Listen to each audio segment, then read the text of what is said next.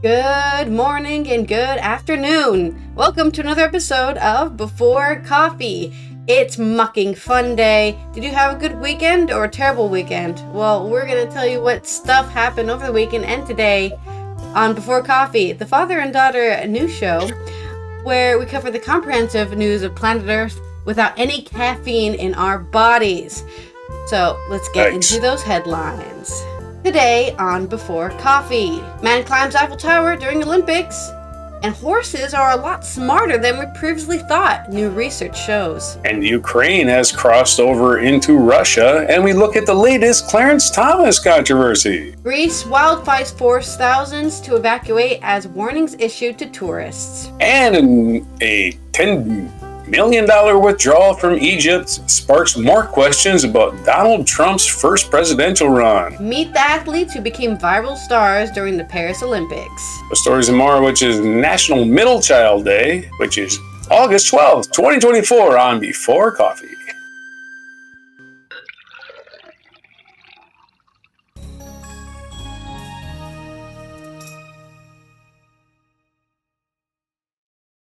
Okay. With the Olympics rings on the Eiffel Tower in Paris circulating on social media, police had to evacuate the area as they noticed somebody was climbing the Eiffel Tower. This is a short article from the Spiegel Sport. Just a few hours before the closing ceremony of the Olympics yesterday at Paris, a man climbed the Eiffel Tower, triggering police operations. Onlookers saw the man climbing the 330-meter high tower shirtless. Footage of this is circulating on social media. It shows man hanging directly above the Olympic rings, which are currently installed above the tower's first observation deck. Where he began his climb was initially unclear. I think he probably started it from the observation deck. Because we went to the Eiffel Tower last year, and we had to go through so much different border control and ticket control to get in there. So you can't just walk onto the premises, I think, because there's glass surrounding the whole thing and fences.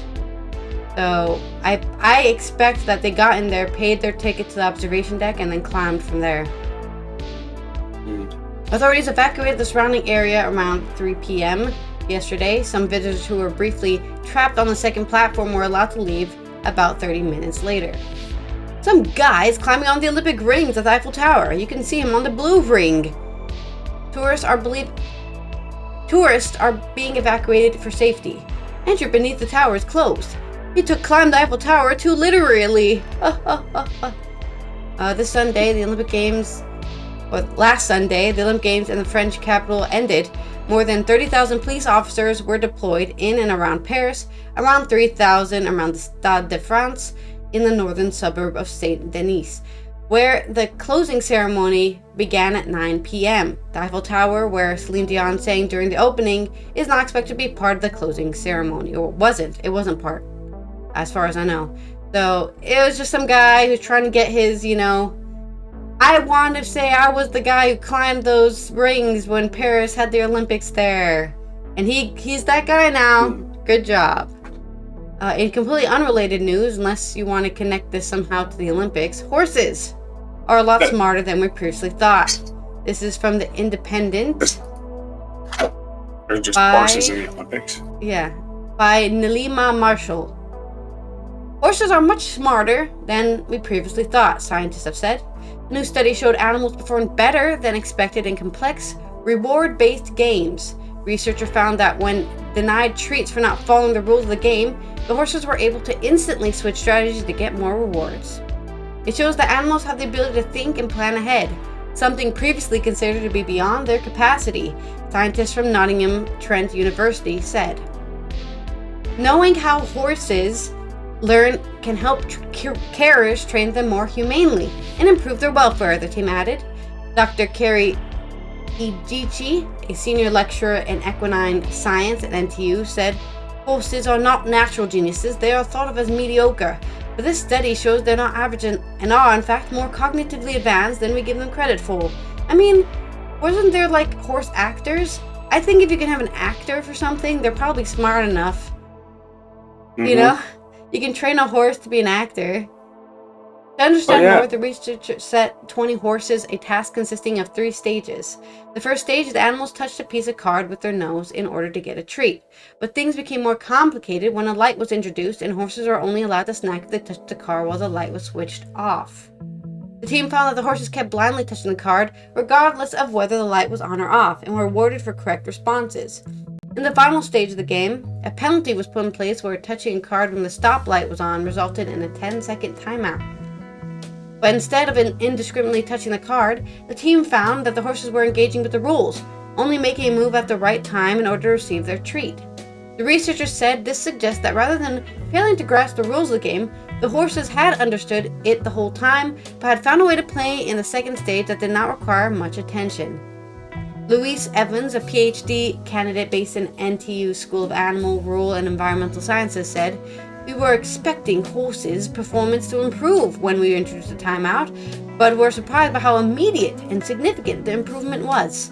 Animals usually need several repetitions of a task to gradually acquire new knowledge, whereas our horses immediately improved when we introduced the cost for errors. This suggests that the horses knew all along what the rules of the game were." The researchers said the findings, published in the journal Applied Animal Behavior Sciences, suggested horses have the ability to form an internal model of the world around them to make decisions and predictions, a technique known as model-based learning. It was previously thought that model-based learning was not too complex for horses because they had underdeveloped prefrontal cortex, a part of the brain associated with strategic thinking. Dr. Idici said this suggests that the horses must be using another area of the brain to achieve a similar result. She said, "This teaches us that we shouldn't make assumptions about an animal intelligence or sentience based on whether they are built just like us." I mean, yeah, I think it's crazy to think these animals that have been domesticated by humans for thousands of years have not gained insight and intelligence due to that relationship. If dogs are so smart because they've been with humans for millennia, why not horses and cows and pigs and all the other sheep? All the domesticated animals had to gain some sort of sentience with their relationship with us, I think. But that's my story on horses and the time in the Eiffel Tower. Well, there's a term called horse sense, which is logic. Think about it that way. Same thing as logic is horse sense. So there you go. Horses always had a reputation for being smart. They don't know, it is fair although to famously they'll run. I think it is fair to think that they have their own brains. They're not humans, right? They're thinking with their own brain, not a human brain. So they maybe use a different part of their brain.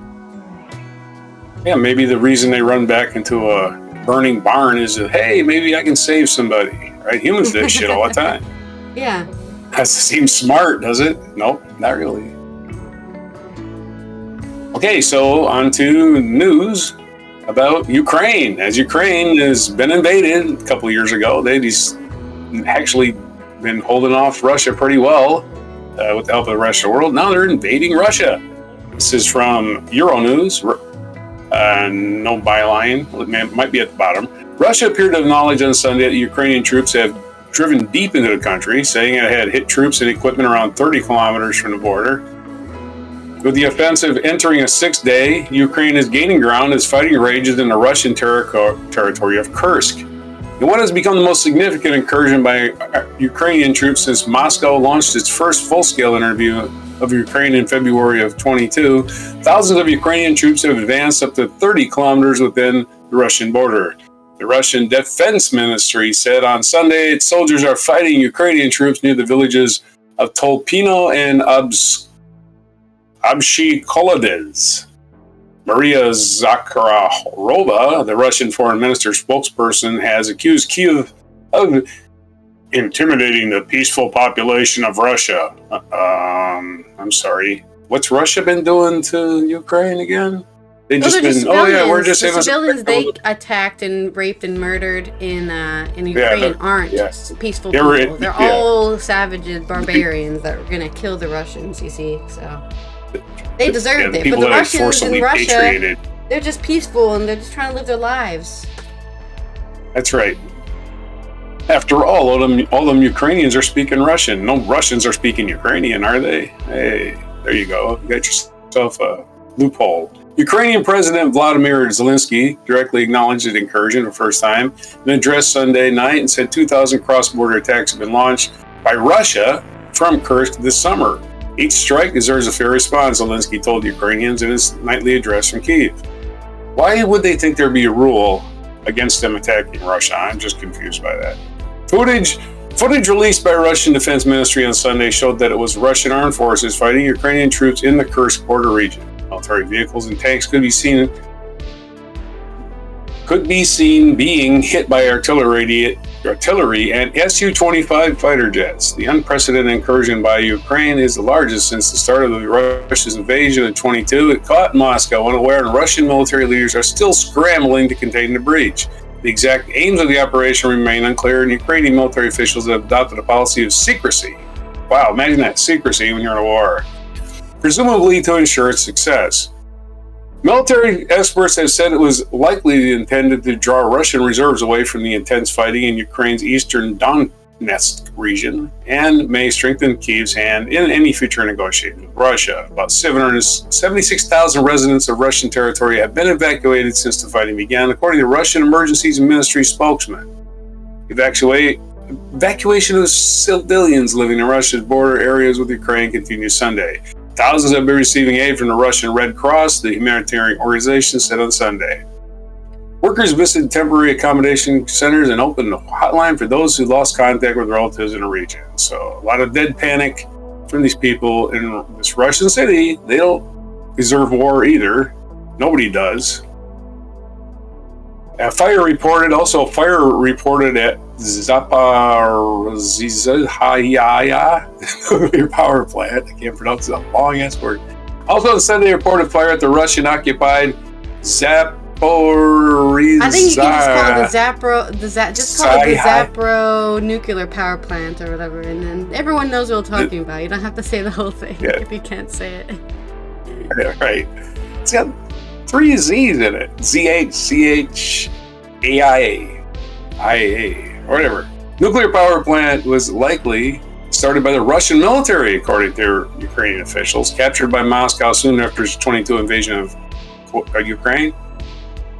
The nuclear plant was frequently been caught in the crossfire, becoming a continual source of worry for international observers. Despite Moscow's takeover, the plant's personnel largely stayed put, reducing the risk of being mishandled.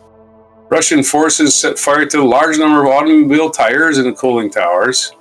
The Ukrainian head of the military administration of Nikopol Yevtushenko alleged, citing sources in occupied Enerhodar.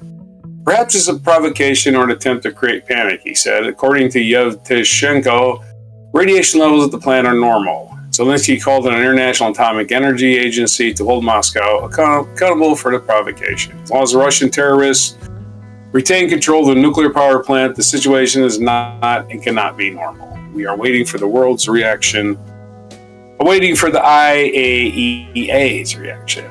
There's your story on the Ukraine spilling over into Russia and saying, hey, we got war too. We can bring some war.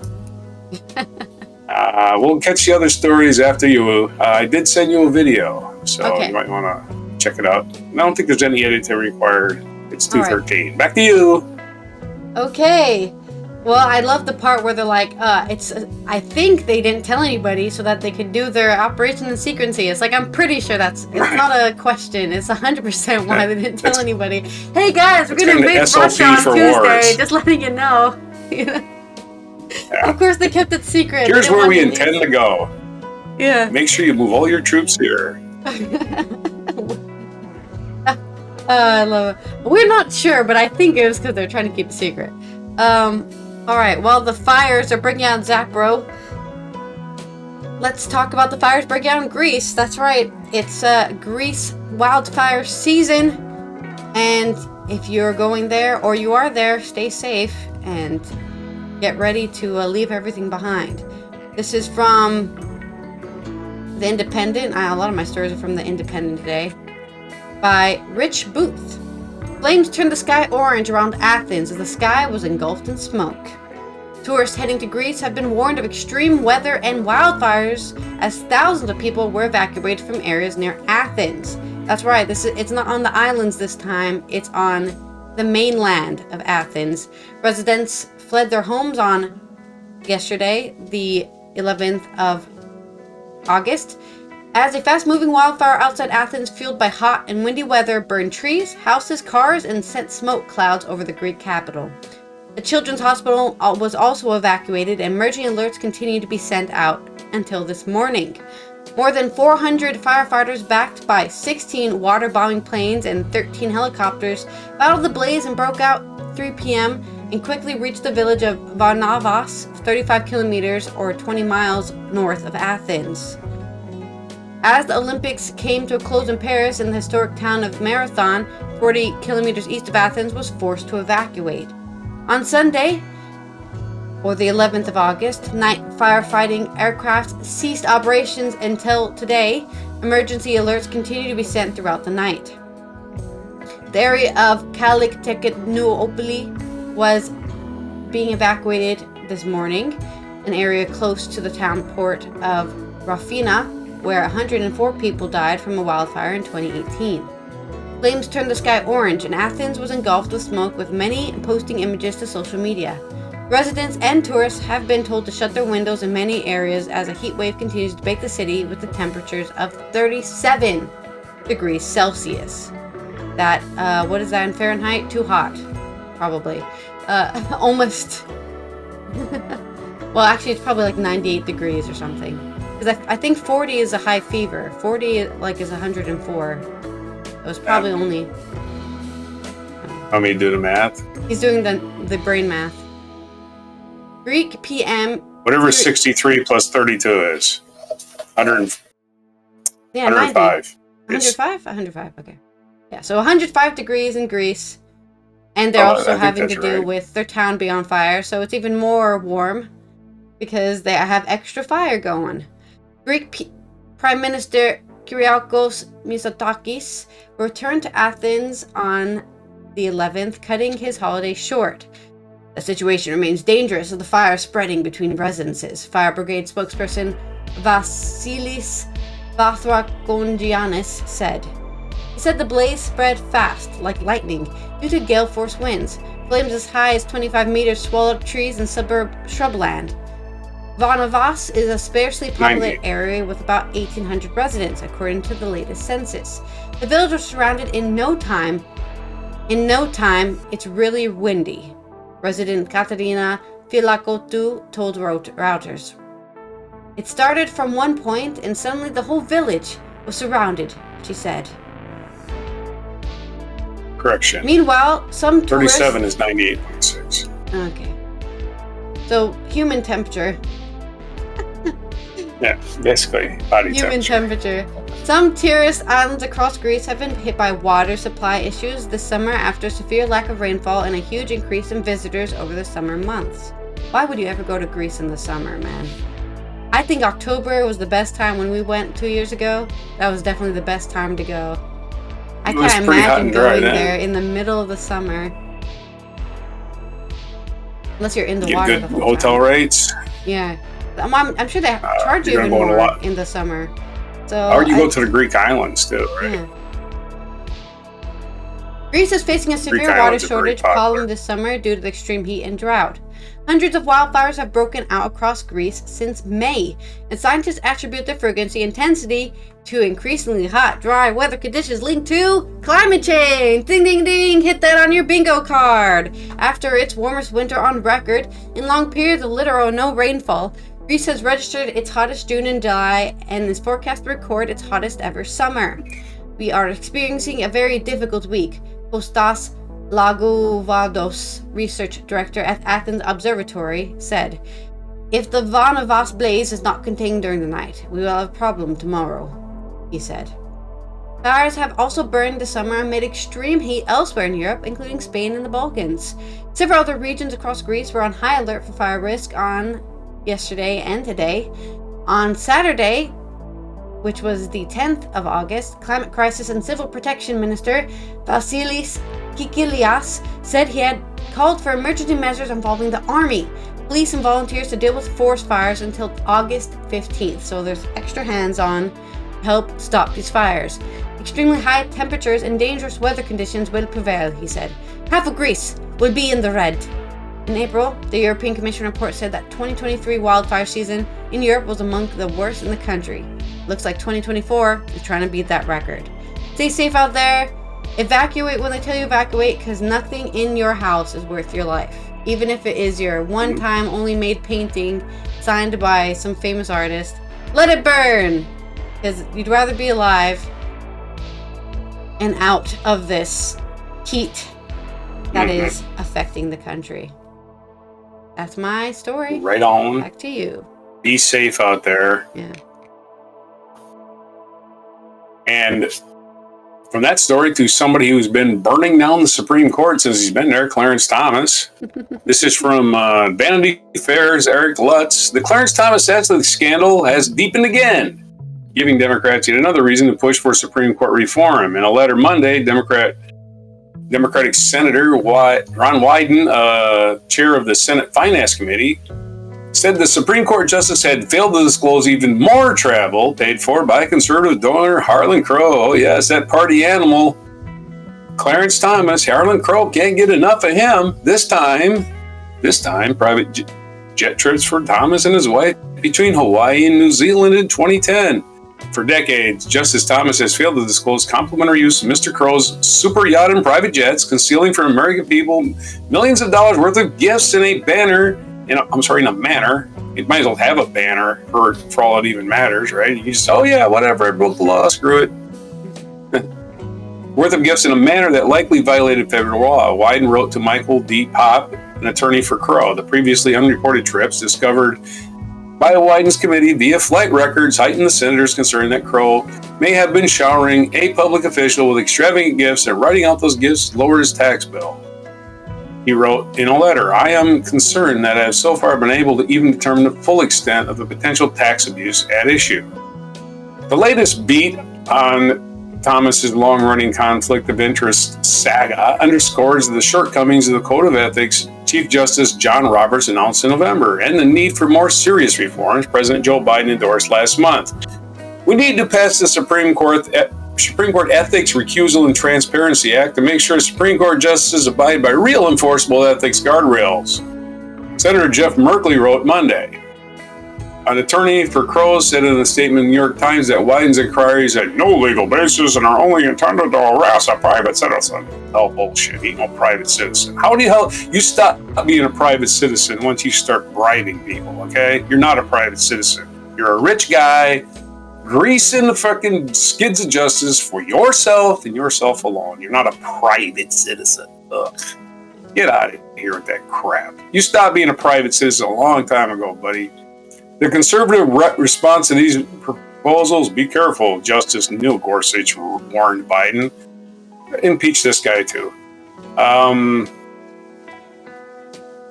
Gorsuch is a Donald Trump appointee and part of a 6-member conservative majority that has upended reproductive health in America, hamstrung the administrative state, and effectively put presidents above the law. In ruling that Trump has absolute immunity from prosecution as acts taken as part of his official duties, whatever that means, did not specifically address the proposals from Biden and Democrats. However, he echoed Roberts by arguing that such reforms could threaten the independent judiciary. Independent?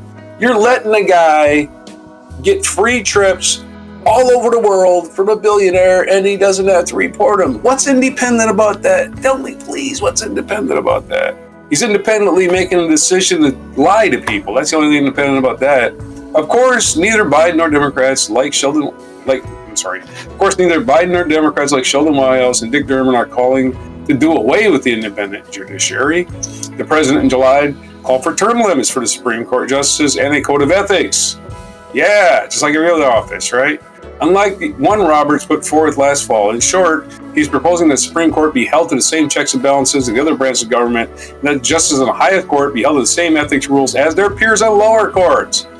Biden also called for a constitutional amendment that would pronounced no president above the law or immune from prosecution for crimes committed while in office. For now, at least, such proposals are theoretical. Biden is a quasi-lame duck president, and his proposals seem more symbolic than actionable. Republicans, meanwhile, seem no more interested in reforming the high court than they did a couple years ago when the Thomas saga began. Democrats have desired... here's what Mitch McConnell has to say. Democrats have decided that the time has come to eliminate the Supreme Court as we know it. Blah, blah, blah, blah. I'm sorry, if you didn't understand that, that's how Mitch talks. I'm sorry. Never understand what he said. I don't understand why everybody's so upset about the Supreme Court taking bribes. An unexpected It's Democratic... a mystery it says why unexpected. people, yeah. And a Democratic... This guy's editorializing here. A Democratic sweep in November could change things.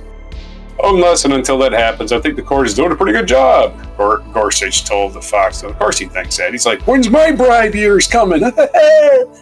I got bribes that you don't even know about, guys. I've been better at covering up my bribes.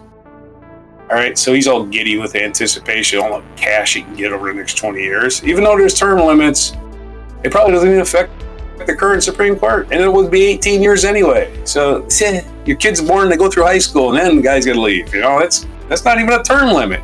That's pathetic. That's what actually Biden wants, 18 years. That's their term limit, 18 years. 18 years, that's a lot of screwing the country up. You can do it in 18 years. Anyway, and other malfeasance news, there's a report on Trump, Egypt, and 10 million sparks key questions, $10 million. There's been this is from Steve Bannon of MSNBC, who's a writer for the Rachel Maddow show. So you're going to have to probably get some reference to Rachel on here and there, because that's who he's referencing. Rachel did a story on this last week, so we're going to cover it now.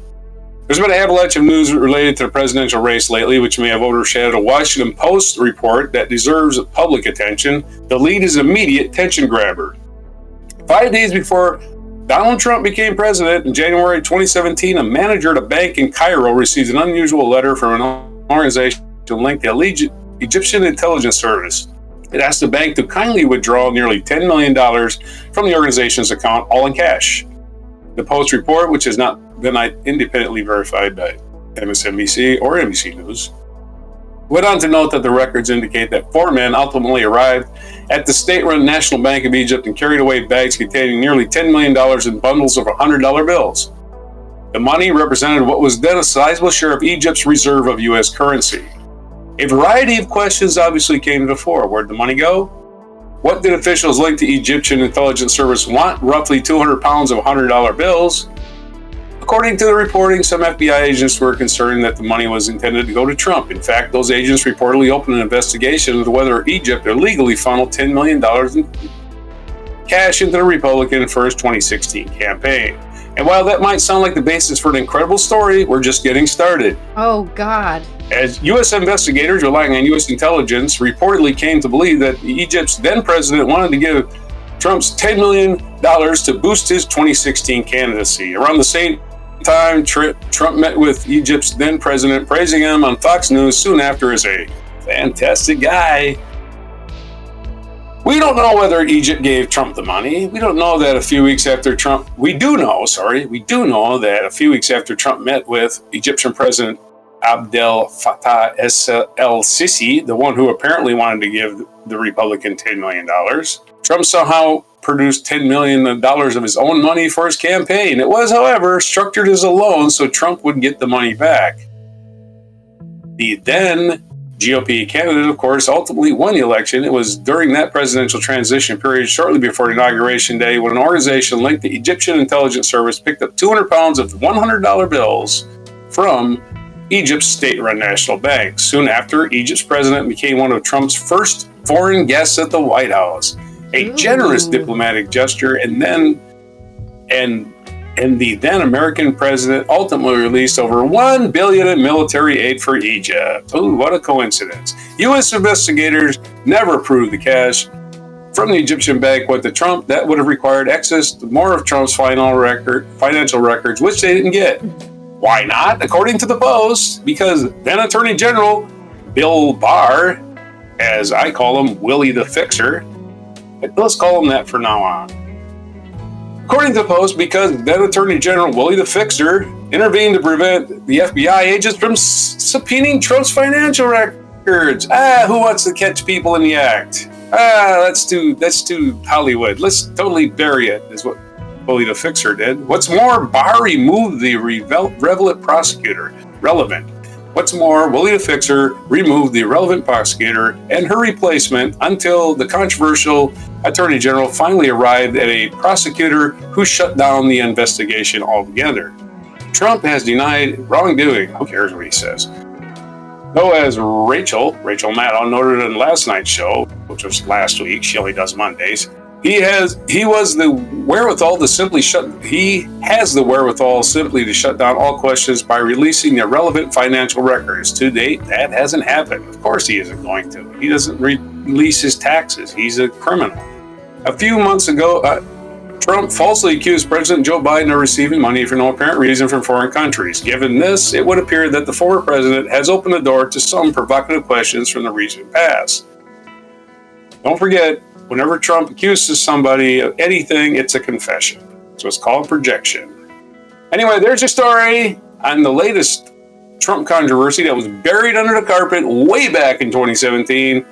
Probably 2018, because Bill Barr was Attorney General right at the start. But Bill Barr buried it.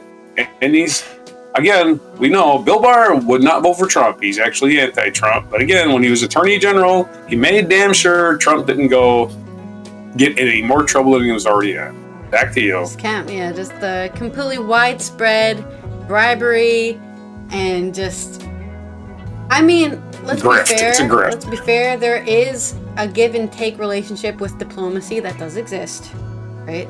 Oh yeah, we'll, trade you these things and then you'll trade us those things. That's a normal thing.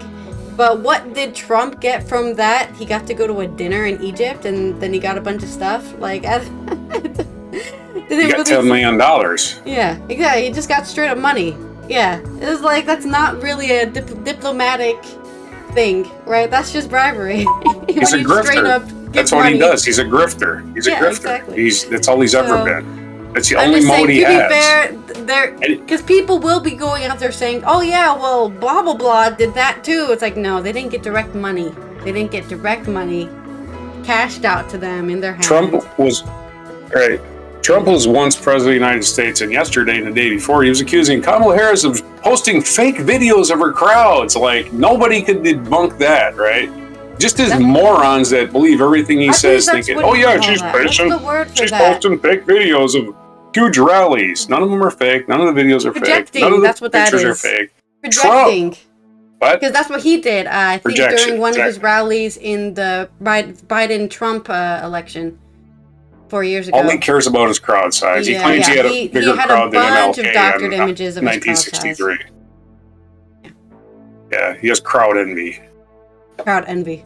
Well, yeah, it means how big his dick is, right? So that's all he cares about. Yeah, and we already know from Stormy Daniels that's nothing to write home about, even though she did write home about it. Yeah, back to you. You're not supposed to kiss and tell until they try to sue you for hush money or whatever. Hey, non-disclosure agreement doesn't apply when you're breaking the law. Let's stop talking about that because let's talk about my next news story, which is our culture news about memes, as well as we're memeing about Trump and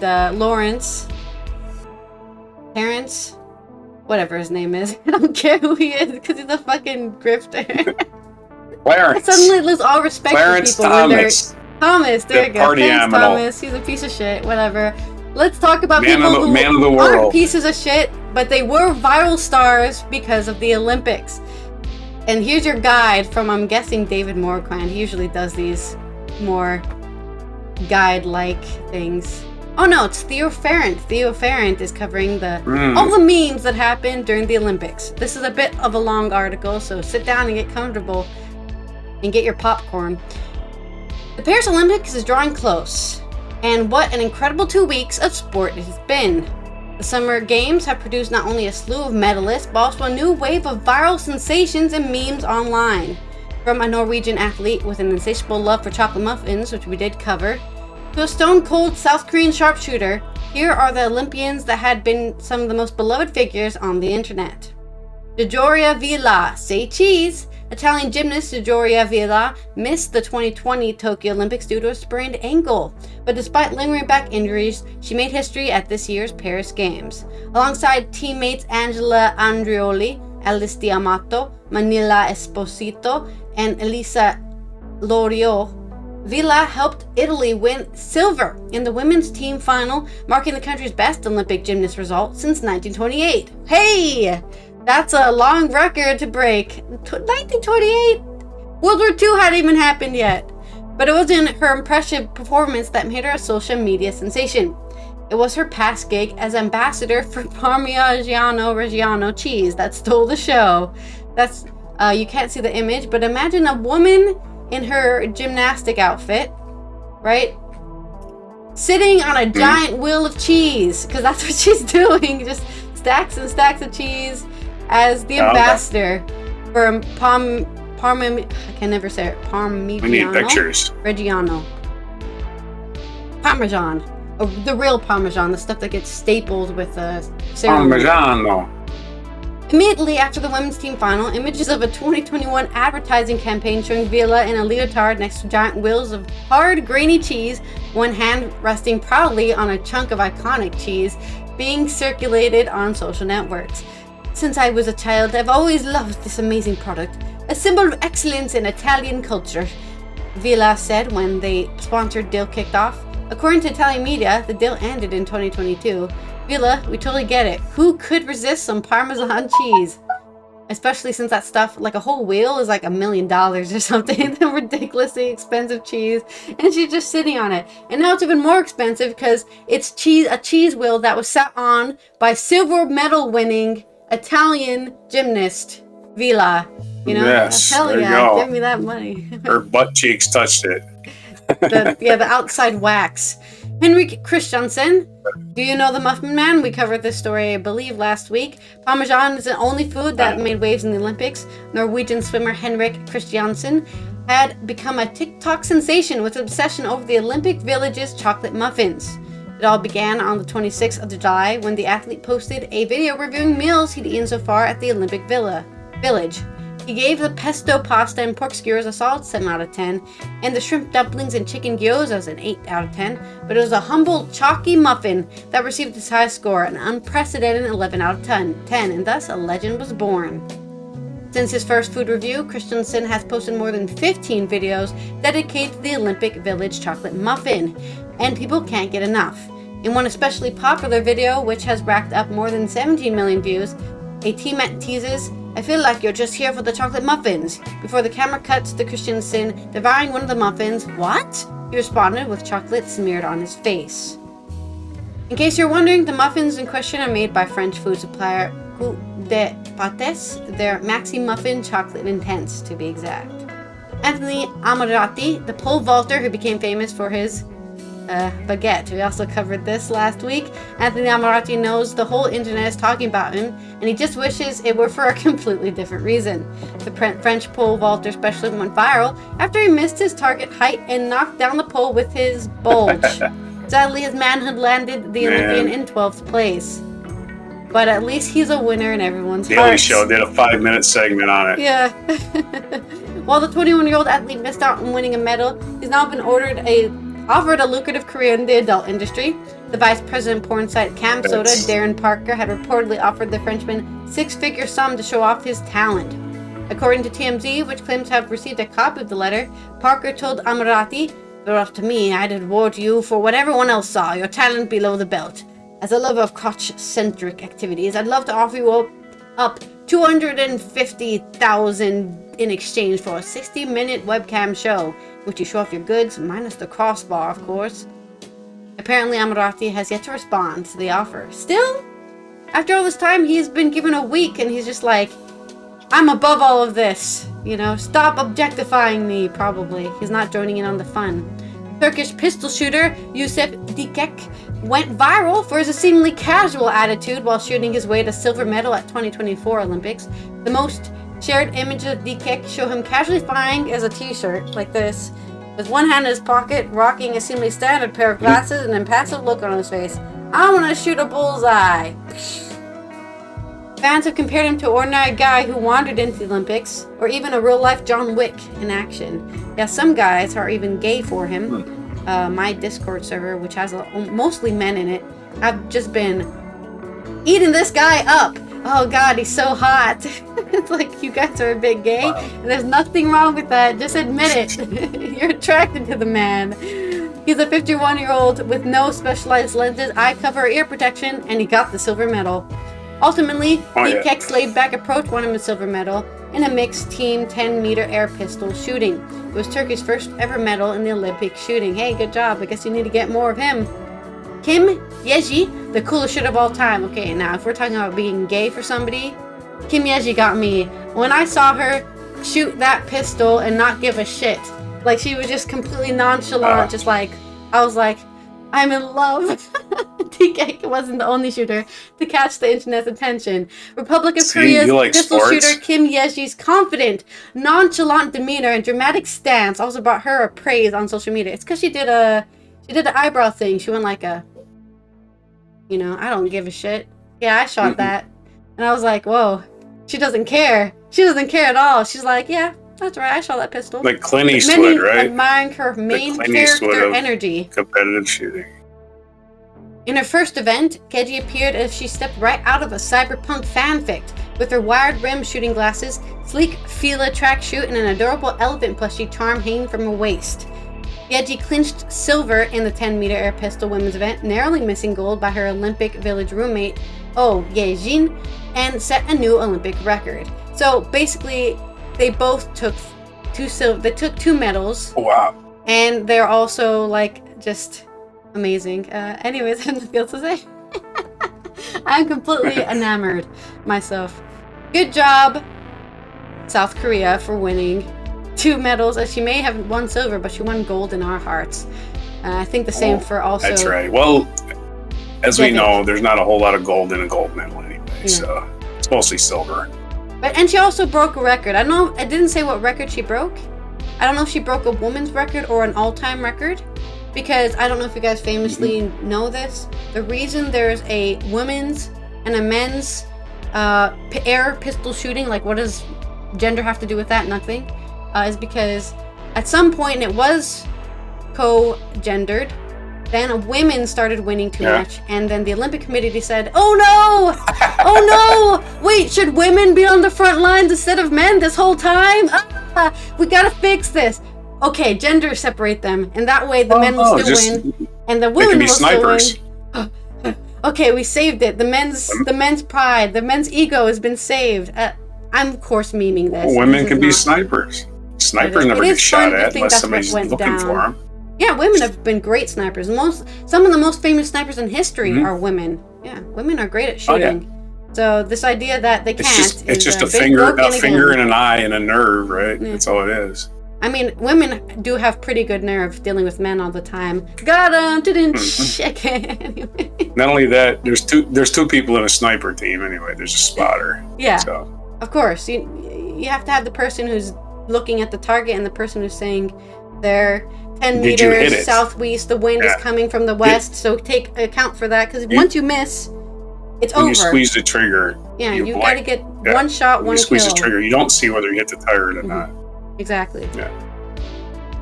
But, anyways, continuing with more memes, we've got Yaroslava Mauchik, Sleeping Beauty. Ukrainian high jumper Yaroslava surprised everyone by bringing a sleeping bag into the stadium to relax between jumps, and it turned out to be a winning strategy. Between jumps, Mauchik would wrap the sleeping brown bag around her legs, stretch out a mattress, and rest her head on a bag. Her nap strategy paid off as she went to win gold in the event, keeping her legs warm as well, so she was still limber when she woke up. When asked about her unique relaxation routine after winning gold, Mauchik told the Times, "I feel comfortable when I lay, and sometimes I can watch clouds," she told the outlet. "Sometimes I can count numbers 1, 2, 3, and 4, or breathe in, breathe out. It's like relax, and not think about that I'm at the stadium," she added.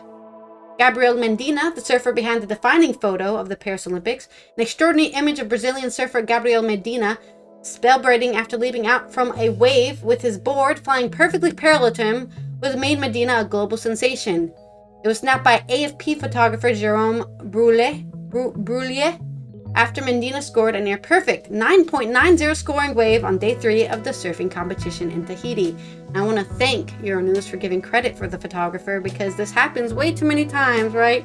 A photo will go completely viral, but it'll be shared millions and copy and pasted, whatever, pulled off the internet and put back on. That people won't even know who did the photo. They just think it like materialized, you know? Right. Some people thought it was an AI photo because it was almost surreal. And that's why it was such an award-winning photo. Or it should be an award-winning photo.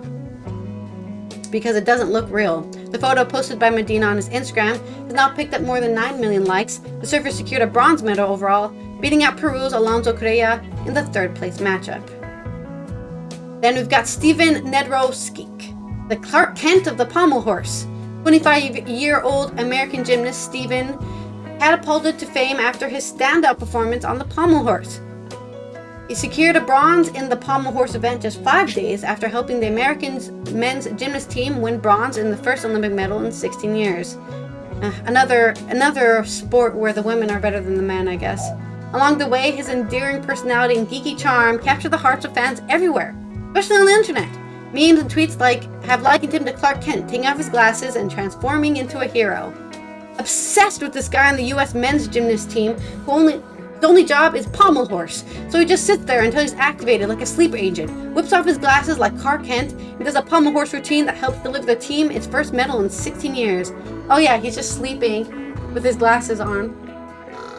It's pommel event. I'm ready.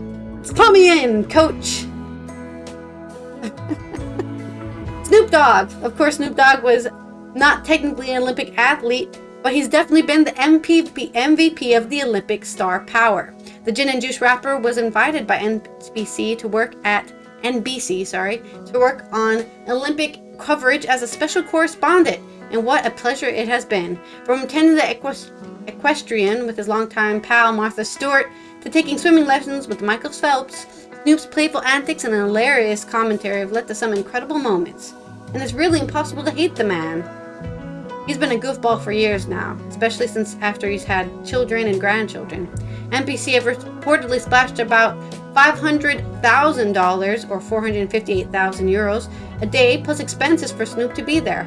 Well, if they got any sense, they'll bring it back in 4 years' time too, because the man is worth every penny. So, I think that's it. Yep, that is all of the memes. I'm sure there was even more, so leave down in the comments below what memes you found your favorite of the Olympics this year, and I guess we'll see in 2 years if there's any funny Winter Olympics memes coming, and then 2 years from that, some more Summer Olympics memes. With that, that's the end of my culture segment. Quite long, but quite funny, and on to your day in history. Yes, it was a very successful Olympics, I would think. We didn't have any terrorist attacks, which is always a plus, considering Paris has had many over the years. No, they have a that's what I consider a successful Olympics. Which I think is why, as we covered in the Eiffel Tower story, there was 30,000 police officers on duty all over Paris to make sure nothing bad happened. And they did have the fires right before the opening ceremony. Yeah, so that was they had the train but that was sabotage. Small scale. Yeah. That was like kids during lunch hour type terrorism.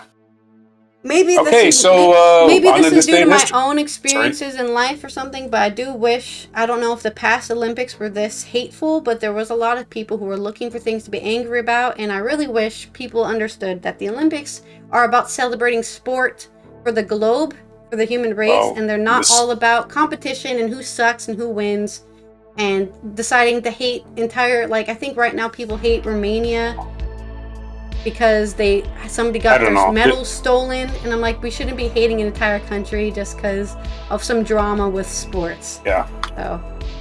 Right. Well, I was just going to say, famously, the 72 Olympics were a terrorist attack. The 96 Olympics had a terrorist attack. So it's good to hear. had it in the past, and I was kind of expecting it at any moment in Paris. But anyway, this day in history, as I'm running out of time. Yep. In 1676, Metacom, also called King Philip, intertribal chief of the Wampanoag, was killed, ending the conflict between Native Americans and English settlers known as King Philip's War. In 1851, Isaac Merritt Singer patented the first sewing machine. Forms J.M. Singer, I.M. Singer, Still famous to this and day. Company to market the product. Huh? Singer, still famous to this day for making the sewing machine. Yeah, Singer sewing machines. Yep. 1881, American filmmaker Cecil B. DeMille, who was a cinema legend known for using spectacle in such movies as The Ten Commandments, was born in Ashfield, Massachusetts. Of course, Cecil B. DeMille is that one reference you get in Blazing Saddles from the Waco Kid. He goes, "I must have killed more people than Cecil B. DeMille," and most people are like, "Who the hell is that?" What a specific Apparently, reference. people. That's a Mel Brooks reference, and you had to be 100 at the time to understand it, and that was 1974. 1883, the last known quagga, a type of zebra known to South Africa, died in Amsterdam Zoo. So, I don't know, we just wandered into Amsterdam one day and said, "Hey, let's put it in the zoo." 1887, Austrian theoretical physicist Edwin Schrödinger, who shared the 1933 Nobel Prize for Physics and his contributions to the wave theory of matter and other fundamentals of quantum mechanics, was born in Vienna. And everybody's heard of Schrödinger's cat. There's a cat in a box, but we don't know if it exists until we open the box. But we don't know if it exists, so we never know until we open the box, whatever, the Schrödinger's cat theory. Yep. There's a cat in the box. You'll never know if it's there or not until you open the box. That's the idea. Oh yeah, live or dead until you open the box. All right. Schrödinger's cat. 1944, Joseph P. Kennedy died. Joseph P. Kennedy Jr., U.S. naval pilot, son of Joseph P. Kennedy Sr., brother of JFK and RFK, died in a plane crash while on a secret mission during World War II. Sorry, he was in a plane full of explosives that he was supposed to bail out of and let crash into Nazi Germany's munitions plant, but the plane he was on blew up in midair before he could bail out. That's the details. That's not in the story. 1955, German author, Nobel Prize winner Thomas Mann was considered the greatest German novelist of the 20th century, died near Zurich, Switzerland. 1961, East Germany began the construction of the Berlin Wall, which served as a symbol for Cold War, separating East Berlin from West Berlin. And we went there last year, which still the torn down pieces. 1966, during a press conference, John Lennon of the Beatles apologized for saying that his band was more popular than Jesus. The comment had sparked protests and album burnings, proving that Christians are totally rational people. 1990, the most complete and best preserved skeleton of Tyrannosaurus Rex was found in South Dakota's Cheyenne River Sioux Reservation. It was nicknamed Sioux after Susan Hendrickson, the pathologist who discovered the dinosaur fossil. 2014, American actress Lauren Bacall, who was known for her portrayals of provocative women who hid their softcore underneath a layer of hard-edged plagiarism, pragmatism, or plagiarism, died at the age of 89. So Lauren Bacall died this age 2014. 10 years ago, Lauren Bacall. We had it all, like Bogey and Bacall. She famously had a thing with Humphrey Bogart. And 1877, our featured event, the phonograph was invented by Thomas Alva Edison. That's right. In this day, in 1877, American inventor Thomas Alva Edison made perhaps the most original discovery, the phonograph, and his early recordings were indentations embossed into a sheet of tinfoil by a vibrating stylus. Our featured biography, William Blake, British writer and artist, born November 28, 1757, died on August 12th in this day at the age of 69. In London, England. He was born in London, died in London. Other birthdays today, Cecil B. DeMille. I must have killed more people than Cecil B. DeMille. He was born in 1981. We already covered that. We already covered Schrödinger.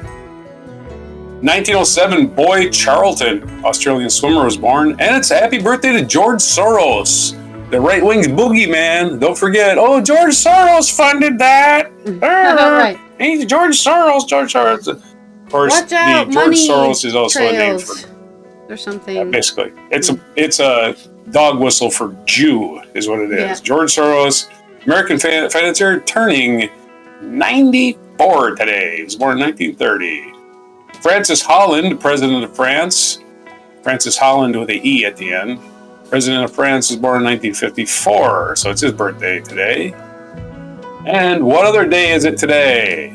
It is National Vinyl Record Day, which probably has something to do with the phonograph being invented on this day by Thomas Edison's labs, not him specifically. Just the workers in his labs. He took credit for it. National Middle Child Day, which we discovered. And discovered. And it's National Julienne Fries Day. Those really skinny, long French fries. So it was only 3 days for August 12th, 2024 before Julienne Fries. National Middle Child and Vinyl Records. Back to you. That's right. Finally, it's my time to shine as a middle child. This has been Allison here from the Netherlands. Get up there and shine. And I'm allowed to shine. Anyways, we will see you tomorrow from some good news. Where we're going to cover all the good stuff that's been happening this week and last week. Whatever we find, we will scour the internet to find it. So don't forget to subscribe, turn on the notification bell so you know when we go live or post the video for a Good Tues News Day. Like this video so we know you love watching us, and we will see you tomorrow. Here is our mic drop moment.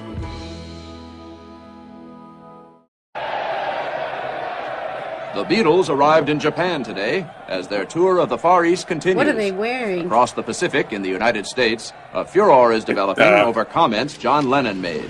Quote, Japanese Christianity traditional will garb. go. It will vanish and shrink. Kimono, We're more I believe, popular is than what Jesus, the wording unquote. Here in Tokyo, violence broke out when right-wing fanatics demonstrated against the Beatles they're and their pissed. effect on Japanese youth. Those evil Beatles. This is Tommy Charles. If you, as an American teenager, are offended by statements from a group of foreign singers that Beatles strike at the stink. very basis of our existence as Beatle God-fearing, trash. patriotic Oh citizens, no, they're throwing the then we records urge away. you to take your Beatle They're records, hard-earned pictures, money. and souvenirs to God. the pickup points about to be named. I always Somebody love made an these kind of observation things. about They culture. In Memphis, They buy the August stuff. 19th, Oh my God, free it will be speech. destroyed in Make a it huge stop. public bonfire at a place to be named soon. We're rational Stay tuned to people. We Wacky buy for albums to further burn them. Exactly. Now, It's like, this thanks for the money, religious dude. I don't know. controversy, I know you don't want to say too much about it, but does it worry you that it's going to boil up when you get to the States? Well, it worries me, yes, but I hope everything will be all right in the end of the day. Well, I think the Beatles are a real talented group, but I think that they need to watch what they say because Imagine they're being in the such a Beatles and position be that affected a by lot of these teenagers really think of them as something really like you're already big. too big. Who And when they cares? say things like that, some teenagers are going to just believe anything they say. No, but I'm not saying that we're better or greater or comparing us with Jesus Christ as a person or God as a thing or whatever it is. You know, I just said what I said and it was wrong or was taken wrong and now it's I'm all sorry. Did you mean that the Beatles are more popular? I'm sorry Right-wing for is a bunch using of an hysterical analogy. I children. forgot the common man doesn't know what an analogy is. And I know there happens to be a reporter. I was using expressions on things that I just read and derived. It's really weird to be an about Christianity. Anglican. Only I was saying it in the Somebody who simplest basically form that I changed know, religion so that which they is the could natural way commit I talk. divorce and all that stuff, you know. Respect to Jesus Christ. Godhood on earth that you achieve. I like how people get offended personally for God. Yeah. Like, I no, think he's God's okay. All saw that. I think he's okay.